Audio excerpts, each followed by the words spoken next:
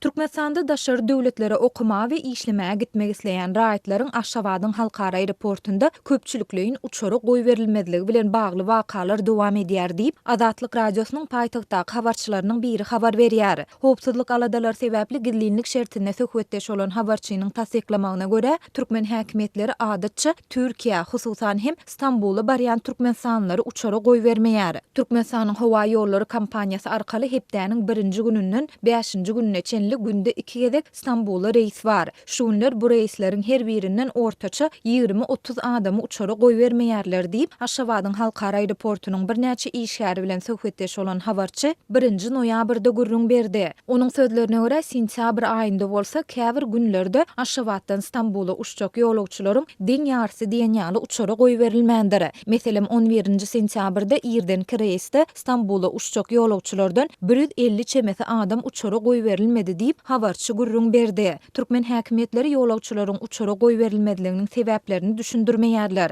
Ýöne habarçymyz bilen söhbetdeş bolan Aşgabatyň halkara aeroportunyň käbir işgärleri munyň soňky aýlarda daşary döwletleri işlemäge ýa-da okumaga gitmek isleýän türkmenistanlaryň sanynyň gözü görteli artandygy bilen düşündirýärler. Ýurtdan gidip barýan adamlar köp bolan üçin aeroportuň resmileri dürli bahanalar bilen ýa-da hiç ýyly düşündiriş bermän munyň öňüni almaga synanşýar. Käbir adamlar protest bildirýär, käbir aýallar aglaýar, ýöne olaryň ählisine bolanok, öz ýaşaýan ýeriňizde deýişli migrasiýa gullugynyň idarasyna gidin we şol ýerde düşünşiň diýip jogap berýärler. Daşary ýurtlara gitjek bolýan raýatlaryň aglabasy regionlaryň ýaşaýjylary diýip habarçy aeroportuň bir işgäriniň sözlerini çitirledi. Habarçy iň gynandyrjy ýeriniň raýatlaryň uçar biletleriniň bahasynyň dolu ýygyna gaýtarylyp berilmeýändigini belläp şeýle diýdi. Olar biletleriniň bahasynyň diňe 75%-ni ýygyna alyp bilýärler. Bilediň bahasy bolsa 5.000 manatdan 7.000 manada çenli ütgeýär. Bu garawadaryň narhy bilen 270-390 Amerikan dollary aralygynda bolsa resmi kursda 1430-2000 Amerikan dollaryna barabar bolýar diýip habarçy aýtdy. Türkmen häkimetleri we resmi media ýokurda aýdylanlar barada kelam agyz söz aýtmaýar. Azatlyk radiosyna bu barada Aşgabatyň halkara aeroportundan we Türkmenistanyň döwlet migrasiýa gullugyndan hem kommentari almak häzirlikçe başartmady.